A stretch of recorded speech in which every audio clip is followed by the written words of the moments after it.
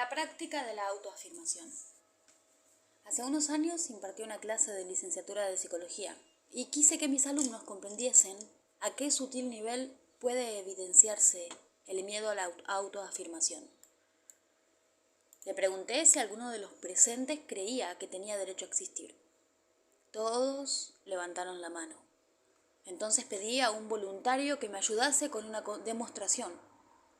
Salió un joven al estrado y le dije: quédese por favor de pie frente a la clase y diga en voz alta varias veces: tengo derecho a existir.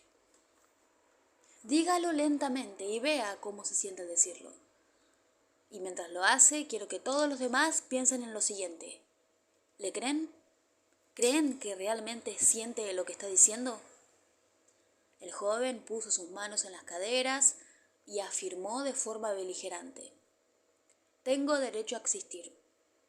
Lo dijo como si nos preparase para el combate. Cada repetición sonaba más desafiante. Nadie está discutiendo con usted, le señalé. Nadie le está desafiando. ¿Puede usted decirlo sin desafío o actitud defensiva? No podía. Su voz delataba siempre la anticipación de un ataque. Nadie creía en su convicción en lo que estaba diciendo. Se levantó una joven, y dijo con una implorante voz y una sonrisa que pedía el perdón: yo tengo derecho a existir. Tampoco le creyó nadie. Se levantó otro alumno. Parecía arrogante, orgulloso, afectado. Parecía un actor que representaba su papel con una asombrosa ineptitud. Un estudiante protestó del siguiente modo: esta no es una prueba justa. Ellos son tímidos, no están acostumbrados a hablar frente a todos y por eso parecen en tensión. Yo le pedí que saliera a la pelastra y dijera simplemente esto: 2 y 2 son 4. Lo dijo con una total soltura y convicción. Luego le pedí que dijese: tengo derecho a existir. Sus palabras sonaron tensas, dudosas y poco convincentes. La clase rompió a reír. Habían comprendido. Situado frente a la clase, no era difícil decir que 2 y 2 son 4, pero sí lo era afirmar el propio derecho a existir. ¿Qué significa para usted la afirmación tengo derecho a existir?, le pregunté. Obviamente en este contexto no lo consideramos principalmente como una declaración política, como en la Declaración de la Independencia. Aquí aludimos a algo más psicológico. ¿Pero de qué se trata? Un estudiante dijo: significa que mi vida me pertenece. Otro estudiante dijo: significa que puedo vivir a mi manera. Para otro, significaba que no tengo que cumplir las expectativas de mis padres en relación a mí, que puedo perseguir las mías propias. Otro estudiante dijo: significa que puedo decir no cuando quiera. Significa que tengo el derecho a respetar mi interés personal. Significa que importa aquello que yo deseo. Significa que puedo decir y hacer lo que considero correcto. Significa que puedo seguir mi destino. Significa que mi padre no puede decirme qué tengo que hacer con mi vida. Significa que no tengo que construir toda mi vida en torno al objetivo de no irritar a mi madre. Estas fueron algunas de las acepciones privadas de la afirmación: tengo derecho a existir. Y esto es lo que no fueron capaces de afirmar con serenidad y confianza ante un grupo de compañeros. Aclarado esto, empecé a hablar con ellos sobre la autoafirmación y la autoestima. ¿Qué es la autoafirmación? La autoafirmación significa respetar mis deseos y necesidades, y valores, y buscar su forma de expresión adecuada en la realidad. Su opuesto es la entrega a la timidez consistente en confirmarme a mí mismo a un perpetuo segundo plano, en el que todo lo que soy yo permanece oculto o frustrado para evitar el enfrentamiento con alguien cuyos valores son diferentes de los míos, o para complacer, aplacar o manipular a alguien. o simplemente para estar en buena relación con alguien. La autoafirmación no significa beligerancia o agresividad inadecuada. No significa abrirse paso para ser el primero o pisar a los demás. No significa afirmar mis propios derechos siendo ciego o indiferente a lo de todos los demás. Significa simplemente la disposición a valerme por mí mismo, a ser quien soy abiertamente, a tratarme con respeto en todas las relaciones humanas. Equivale a una negativa a falsear mi persona para agradar.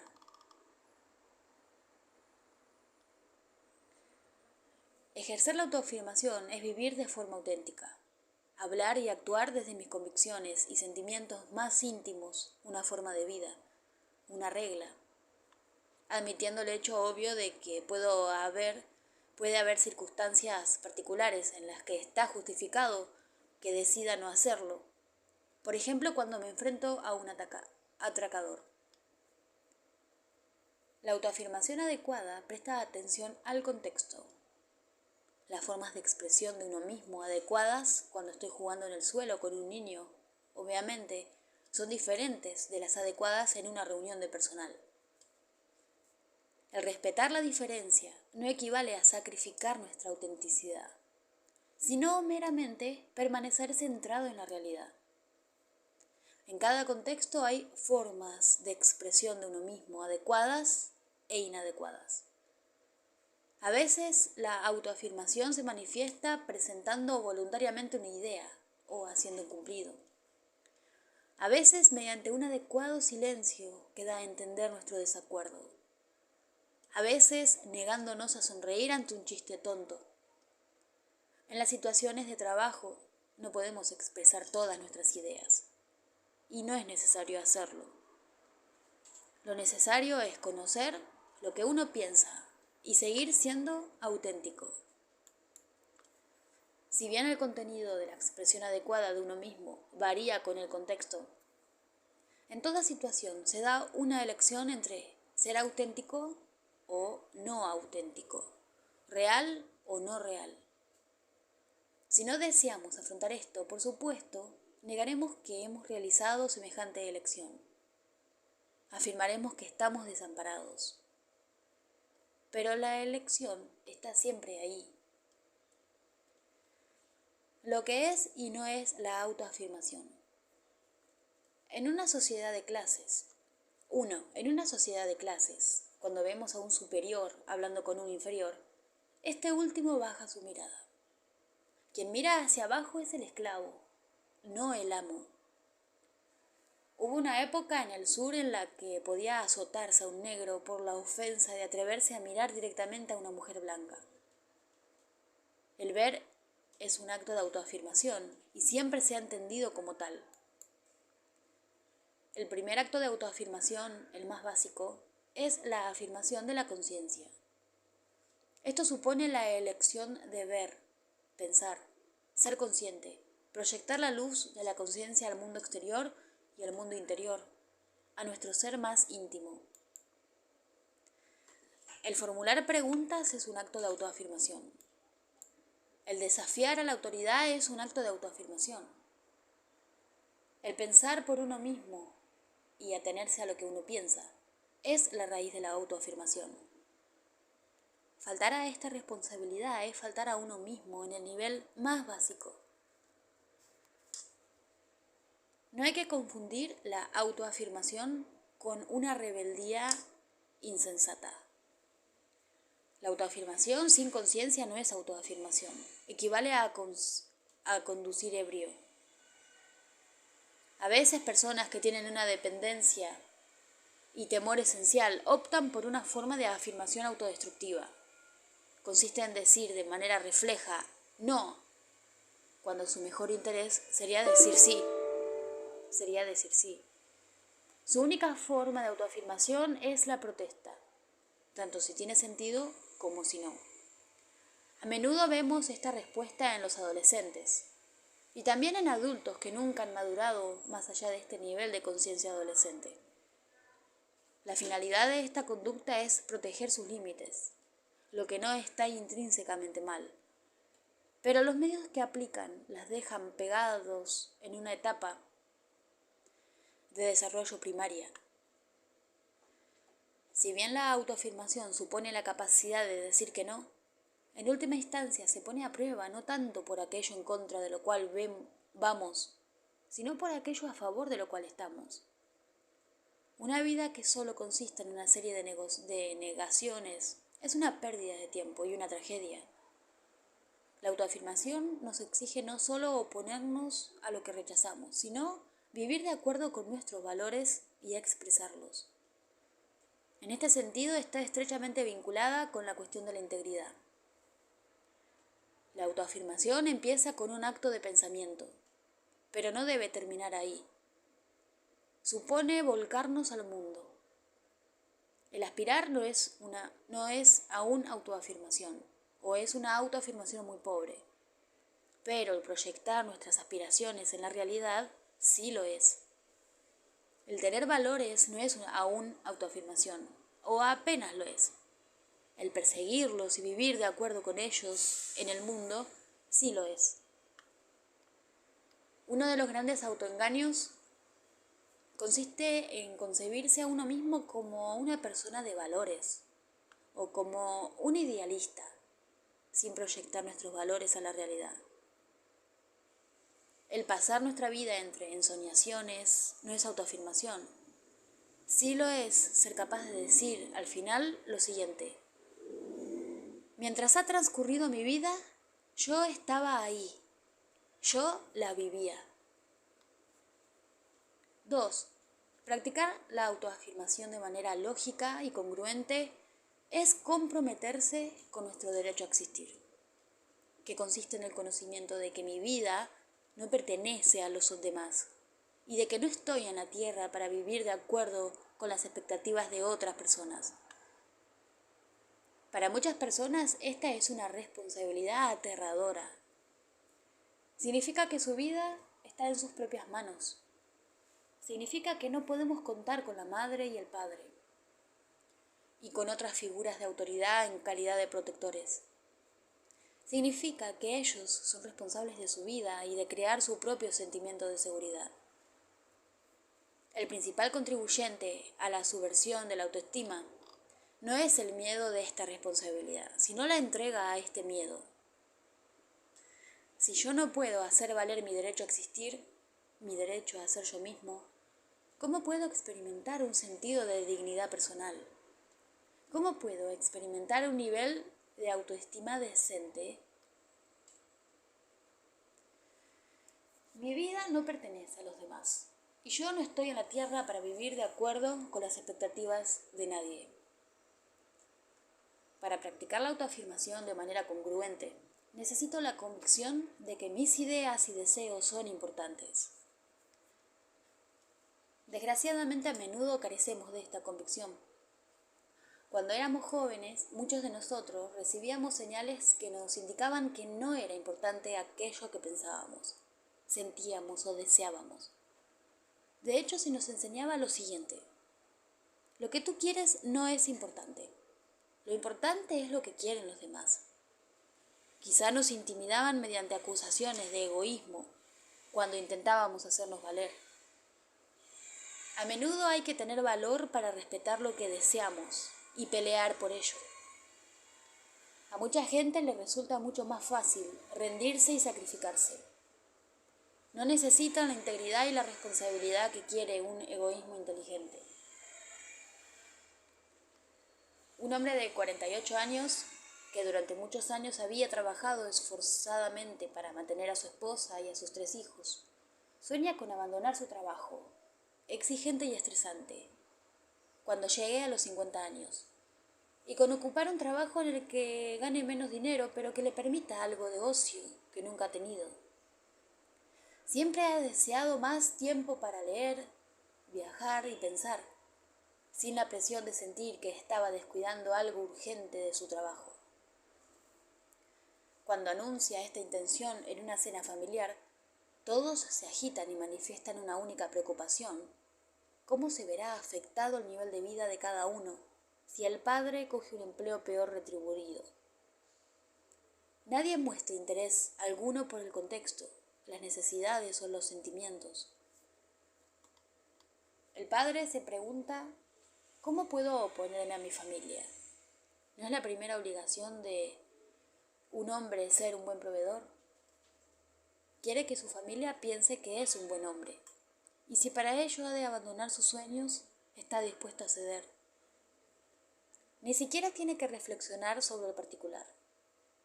El hábito del deber se ha arraigado en él a lo largo de toda su vida.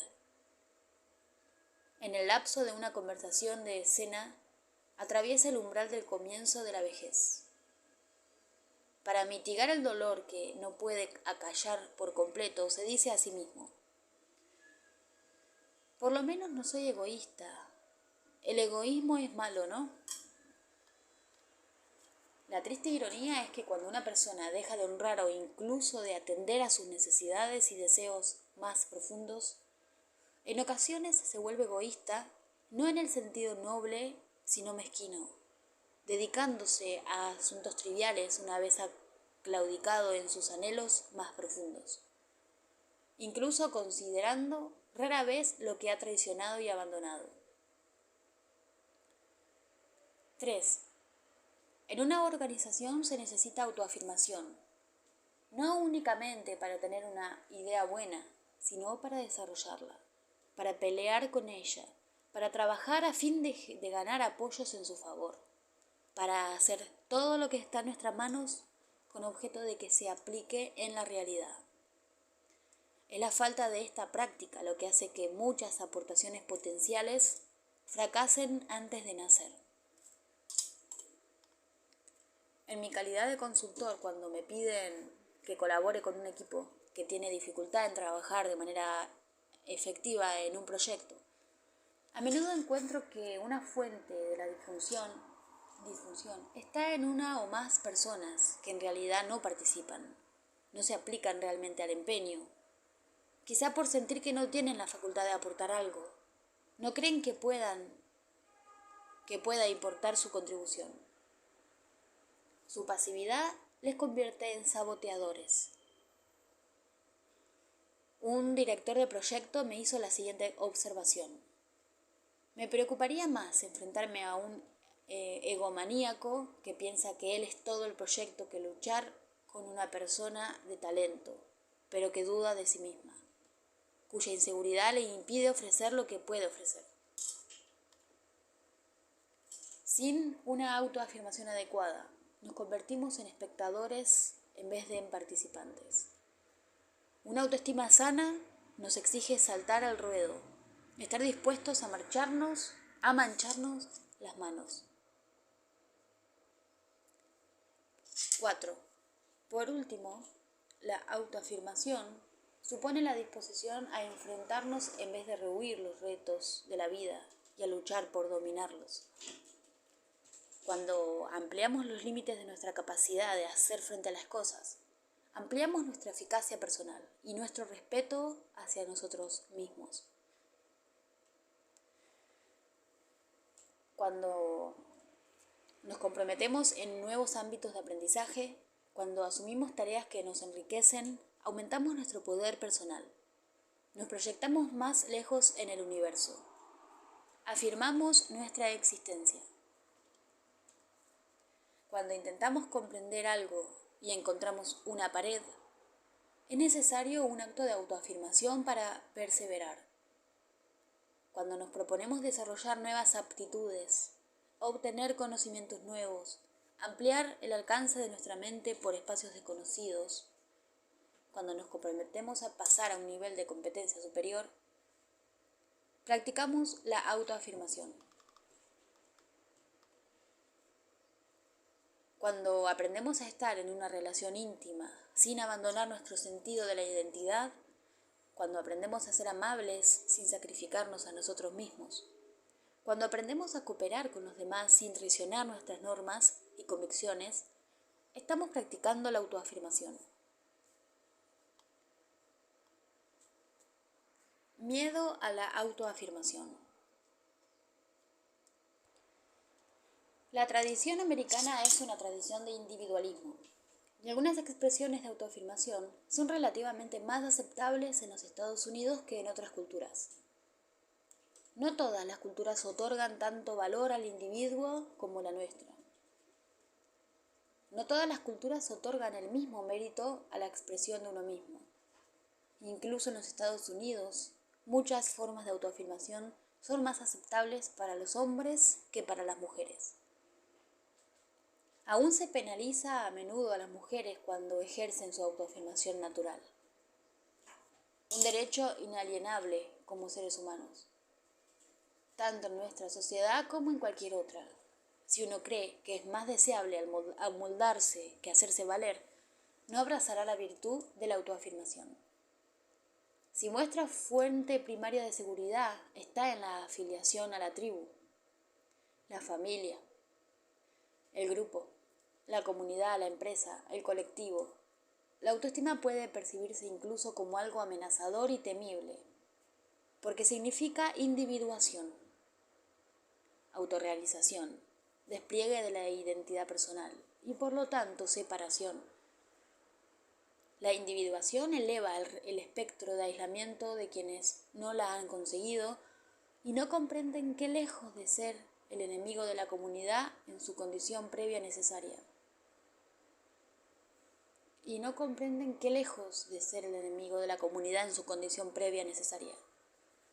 Una sociedad sana es una unión de personas que se respetan a sí mismas. No es un arbusto de coral. Un hombre o mujer bien realizado es alguien que ha atravesado con éxito dos líneas de desarrollo que se sirven y complementan mutuamente: la línea de la individuación y la línea de la relación. Por una parte, la autonomía, por otra, la capacidad de intimidad y de relación humana. Las personas con un sentido de la identidad poco desarrollado a menudo se dicen a sí mismas lo siguiente: si me expreso a mí mismo, puedo causar desaprobación. Si me quiero y afirmo a mí mismo, puedo provocar resentimiento. Si me muestro demasiado feliz conmigo mismo, puedo provocar celos. Si sobresalgo, me pueden obligar a permanecer solo. Frente a estas posibilidades, se quedan inmóviles y pagan un terrible precio en pérdida de la autoestima.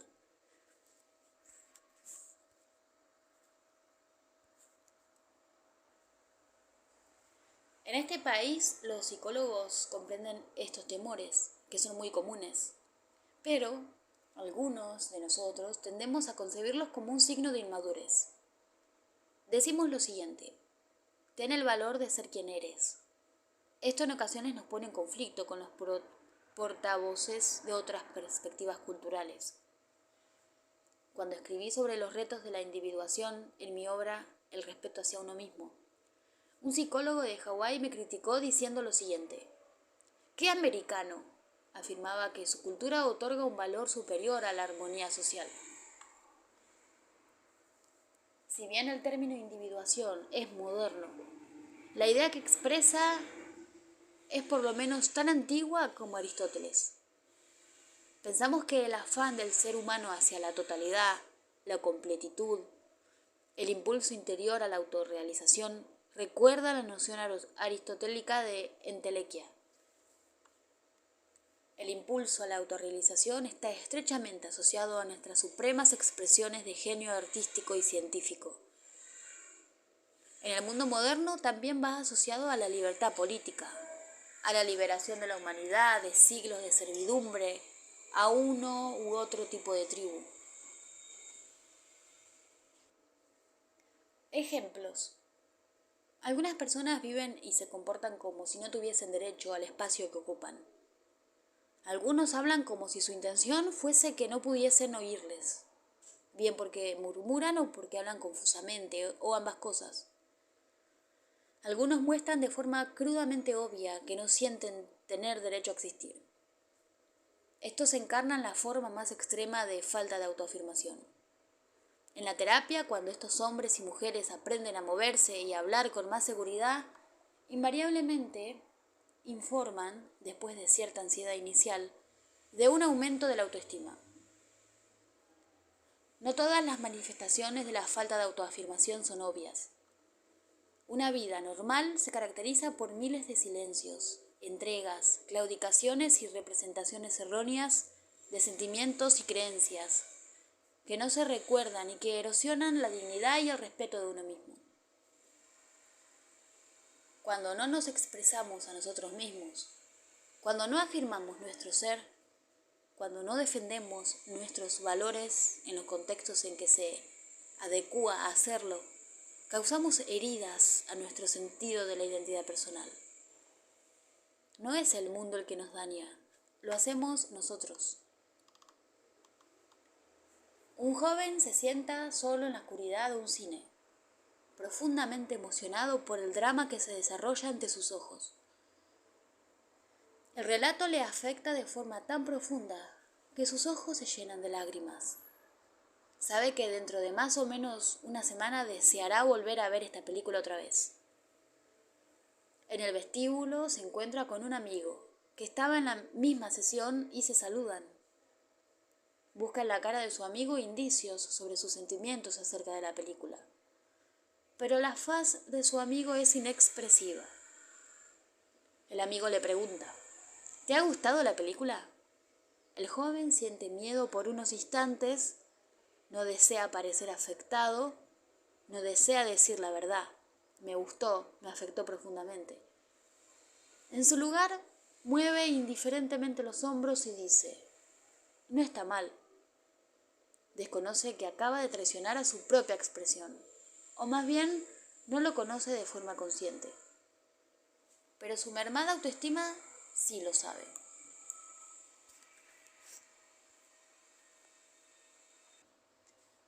Una mujer está en un cóctel y oye que alguien hace un feo comentario racista que le azota interiormente. Quiere decir, lo considero ofensivo. Sabe que el mal gana fuerza al no encontrar oposición, pero teme encontrar desaprobación. En actitud perpleja desvía la mirada y no dice nada. Posteriormente, para apaciguar su sensación de malestar, se dice a sí misma: ¿y qué importa? Ese hombre estaba loco. Pero su autoestima sabe que sí importa. Un estudiante universitario acude a una conferencia de una escritora cuya obra admira enormemente. Posteriormente se une al grupo que rodea a la escritora para hacerle preguntas. Desea decirle lo mucho que significan para él los libros de esta mujer, lo mucho que le han beneficiado, lo importantes que han sido en su vida. Pero se queda en silencio, diciéndose a sí mismo: ¿qué importancia tendría mi reacción para una escritora famosa? Le mira en actitud expectante, pero permanece en silencio. Siente que si habla, quién sabe qué podría suceder. Quizás se interesaría, pero gana el miedo y se dice a sí mismo: no quiero ser entrometido. Una mujer casada oye a su marido expresar una opinión que considera errónea y censurable. Siente el impulso de criticarle, de expresar su propia idea, pero teme mover la barca de su matrimonio. Teme la posibilidad de que su marido le retire la aprobación si ella se muestra en desacuerdo con él. Una buena esposa, le había enseñado su madre, apoya a su marido tanto si tiene como si no tiene razón. En una ocasión había oído decir al sacerdote en el sermón dominical que la relación de una mujer con su marido debe ser como la relación del hombre con Dios. En su mente aún resuena el recuerdo de estas voces. Entonces se queda en silencio, igual que había hecho otras veces en el pasado, y no advierte que la raíz de su vaga sensación de culpa es el conocimiento de su traición a sí misma.